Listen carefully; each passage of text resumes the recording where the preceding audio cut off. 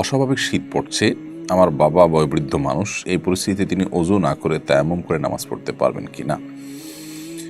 খুব বেশি বৃদ্ধ মানুষ হলে তিনি যদি তীব্র শীতে ওযু করতে গেলে তার অঙ্গহানি হওয়া, অঙ্গ অবশ হয়ে যাওয়া কিংবা দুরারোগ্য ব্যাধিতে লিপ্ত হয়ে যাওয়ার মতো আশঙ্কা তৈরি হয় এবং পানি গরম করে সেই গরম পানি ব্যবহার করার মতো কোনো স্কোপ যদি না থাকে অথবা গিজার ইত্যাদি না থাকে, তাহলে সেক্ষেত্রে তিনি তায়াম্মুম করে নামাজ পড়তে পারবেন। কিন্তু যদি পরিস্থিতিটা এত সিরিয়াস পর্যায়ে না যায়, তাহলে সেক্ষেত্রে তায়াম্মুম করে নামাজ পড়তে পারবেন না।